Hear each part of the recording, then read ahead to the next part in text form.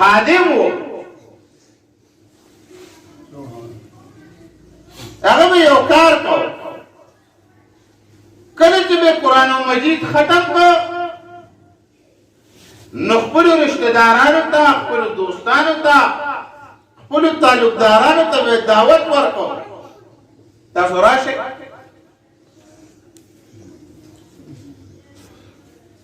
نو هغې ته به وي تاسو ته پته ده تاسو له ما ولې دعوت درکړی دی وی ما نن د قرآن مجید ختم کړی دی او ما د رسول الله مبارک نه دا اورېدلي دي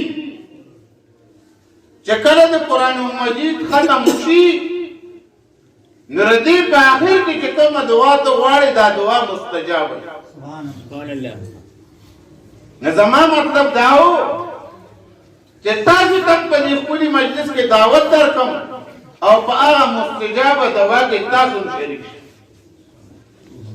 دا د دې لپاره ما دعوت تاسو له درکړه محترم قرآن مجید دا د الله تبارک وتعالی انقلابی کتاب دی د قرآن مجید د راتلو نه مخکې لا نه دی راغلی د عامې دنیا حالت عموما او د عربو حالت خصوصا انتهایی ناگفته دی د ویلو د هغې حالات د ویلو نه دي چې د هغې اخلاقي څومره کمزوری وي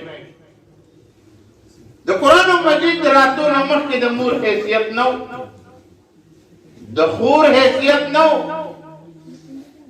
الله خلکو پرېښی 300 بوتان دا خانقابه کې پراته دننه او د هر وجه لپاره د هغې خپل رب و د هغې عبادت دی کبھی پانی پینے پلانے پہ جھگڑا کبھی گھوڑا آگے بڑھانے پہ جھگڑا دا کاری او بیا په سونو کال هغه جګړه نه ختمېده د عربو دومره خراب حالت و چا هم نه غوښتل چې په دې حکومت وکړي ګوره چې هغې باندې دومره آزاد خلک و چې چا په هغې باندې حکومت کول هم نه غوښتل او اخلاقي کمزورۍ دومره چې کله لور به ورته راوشوه نو جمدی به یې حق نو خپلو بچو ربط دا د قرآن سره مضبوط دی ګوره رسول الله موږ ته غوره خلق کولی دی یو خو زمونږ غوره ده کنه موږ غوره چاته غوره موږ چاته غوره وایو موږ NBA صاحب ته غوره وایو MNA صاحب ته غوره وایو د دنیا عهدهدارانو ته غوره وایو قرآن کې دا تپوس د امام الانبیا نه وکړو چې غوره هغه چاته وایي په ټولو کتابونو کې غوره کتاب دا قرآن مجید په ټولو انبیاو کې غوره نبی امام الانبیا یاره په امتیانو کې غوره وسو سوال پیدا شو اوس په امتیانو کې هم غوره پکار دی کنه هر سړی وي زه غوره یم کنه راځه دا تپوس د رسول الله مبارک نه تپوس وکړه هغه وي غوره څوک دی زما د امت خیرکم هغه سړی غوره دی چې خپل هم قرآن زده کړي او بیا دا قرآن بل ته ښیي دا د دې امت غوره سړی یاره دې ده کې یو عجیبه نقطه ده دا زده کولو والی ولې مخکې کړو مقام خو د استاد دی دی خو هغه زده کړې والی یې مخکې زه ولې بهترین کس یې ګوره استاد یې وروستو کړو شاګرد یې ولې مخکې کړو په کار خو ده چې استاد یې مخکې کړی دا ځکه یې مخکې کړو چې د علم حاصلولو کې تکلیف دی که نه د ده درجه اوچته ده استاد خو ناست دی جومات کې دی یو په خپله مدرسه کې ناست دی خو دې شاګرد ته ډېر ډېر تکلیفونه په دې لار کې راځي. نو د دې وجې نه دا شاګرد ورمخکې ټول عمر د طالب علم په ژوند کې خوشحالېږي. اوس بهترین کس رسول الله مونږ ته وښاو چې تاسو کې بهترین کس د دې امت بهترین کس هغه دی چې قرآن خپل زده کړي بیا دا قرآن بل چاته وښیي. زده کړه پکار ده که نه ده؟ زمونږ بعض وروڼه وایي هلکه ته څه کوې؟ زه پلانی کار کوم. وایو ټیک په څه پوهېږې؟ نه پوهېږم. نه چې ته پوهېږې نه د پوهې دپاره مخکې زده کړه پکار ده که نه؟ هله به بیا یو کار کوې. دی به لس جهنمیان چې د هغې عمل زیرو شوي دی به یې جنت ته بوځي. دا بل کتاب کې نشته. دا دې قرآن مجید کې دا طاقت الله یې ښیي. او دویمه د پلار به ولې یو تاجپوشي کوي او د ده خپل مقام بدایي چې زه پړتی جا ور چړتی جا. دا چې قرآن مجید به دا په دنیا کې څنګه په دمه دمه وي هغه شانې وایي. محترمو چې کله تا دې بچي د قرآن مجید ورکو د ده دا رڼا دې سینې ته لاړه دې دنیا کې هم پیدا درکوي آخرت کې هم پیدا درکوي د قیامت په هغه سخته ورځ کې هم پیدا درکوي او قبر کې هم پیدا درکوي. دا په فزیکس او کیمسټري کې دي دا بیولوژي کې دي دا میتھسو کې دي. نه که په هغې در باندې راکړي نه دي نو ملا شکر وباسه. رباط پہ ہو زور پہ ملک مارا نہ تپوز کو تو پجڑا کے خیر خودی ما تیری قصہ در تکوما خوی شیخ سے دا درس کو بیا انت تو ہوٹل تے چیبوس کو بیا برت قصہ میں صحیح ہے چلڑ ممکن صبح میں نے کہا مولانا اول استرو کی دور کرا لے خیر ہو وی زمان مور یو کور ته د رشتې دپاره لاړه کوي زما یو ورور ډاکټر دی بل ورور مې انجینیر دی. او زه دا چې کله هلته زما د رشتې تپوس وکړو نو هغې ورته په جواب کې دا ووایي چې که د ډاکټر صاحب ته یې غواړې نه در به کړو که د انجینیر صاحب ته یې غواړې در به کړو دې ملا لی نه ورکړو. وی چې هغې کله راغله او ما ته دا خبره وکړه وی زه ډېر سخت خفه شوم. زه هم داسې ما دې سړی درته وپرېږده وی نه نه په دې نیم خفه چې زما رشته ومني په جنین کې او په دغه رشته کې مېس سوچ او فکر نشته صرف جړه په دې را خبره راځي چې زه د الله دین سره زما ربط دی ما خپل ژوند دین له ورکړی دی نو د دې وجې نه زما رشته کټ کېږي. زه خو داسې ما ته یې سړی خفه کېږم دا د په شا مې وله ډب ورکړ مې سړی داسې ګرده ښځې تا سره نه کوي تا له به الله له دې نه ښکلې درکړي خو د هغه خفګان په دې خبره و چې زمونږ معاشره کې دین والو ته خلک په کم نظر خو بیا دا خبره کوي چې زما په کور کې دین نشي. د دین دپاره د دین انتخاب وکړه ځکه چې د خاندان اکایي دا خو ښه سره کوي. وی د عیسی علیه السلام دور دی عیسی علیه السلام په لاره روان دی چې وی کتل په یو صاحب قبر باندې عذاب دی واپس راغی څه موده پس چې وی کتل په صاحب قبر عذاب الله نه سوال کوي الله زه خو چې تلم د دې قبر په دې خاوند باندې عذاب دی الله اوس چې رالم نشته. الله تبارک وتعالی ورته وحی کوي زما محبوب پیغمبره دا صاحب قبر والا دا د الله د دین نه ډېر لرې خو د ده په وخت د ځان کدن کې خپلې ښځې ته وصیت وکړو و زما ښځې زه خو مرم زه خو د الله د دین نه ډېر لرې لیکن یاد وساته زما د مرګ نه پس زما بچی چې کم پاتې کېږي دله به د وخت د کتاب علم ورکړي.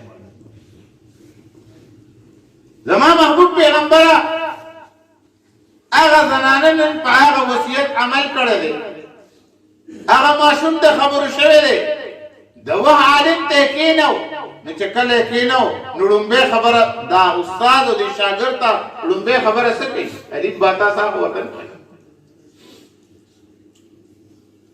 لومبۍ خبره د استاد دای چې وایه بچي چې بسم الله الرحمن الرحیم، بس دا ماشوم په وړه ژبه وایي بسم الله الرحمن الرحیم، زه بچې چوټي شوه سبق اخیر و بیا سبق وایم.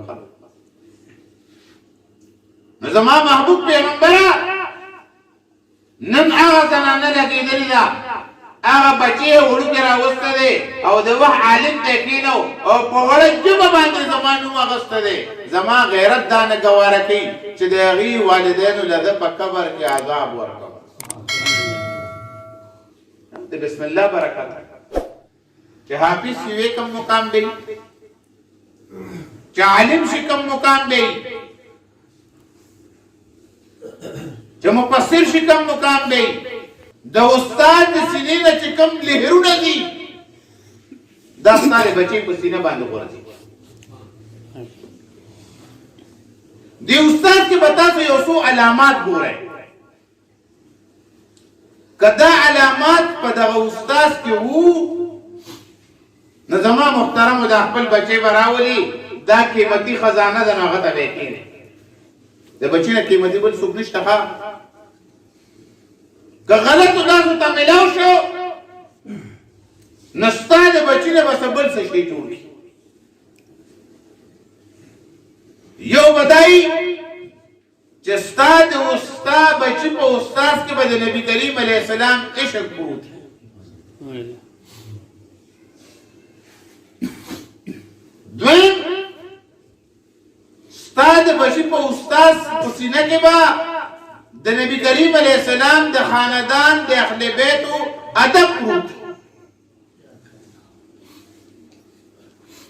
نو که دغه آداب وو، دغه د رسول الله عشق او محبت پروت وو، د باندې په خپلو اکابرو کې اعتماد پروت وو، دا خودسره نه و، دا بد اخلاقه نه و، دا متکبره نه و، دا حاسد نه و. نو بیا راوله خپل بچی کېنو، ستا په بچي کې به هم دا علامات پیدا شي، دغه به د رسول الله عشق پیدا شي، دغه به د اهل بیتو ادب پیدا شي. دغه دین ګوره ټول ادب دی. ګوره یو دوه خبرې کوي، وی صاحب ستا مخکې د قرآن مجید یو آیات ووایو، نو ابن سیرین ورته دا ونه وي چې ووایه، هغه ورته چې کومه جواب کوي تباریان چې ورته وی زیر دې دینا او که تاسو نه ده نو زه در نه ځم. ګوره مخې سره پنتره بدله وی زیر خیر د آیات ته نه اورو، د پیغمبر یو حدیث ورته ووایي، خبره ښکلې وه که نه وه. بیا ورته ابن سیرین رحمت الله علیه وی ګوره هغه خبره ده یار دې ځای نه زه او که تاسو نه دی نو زه در نه ځم.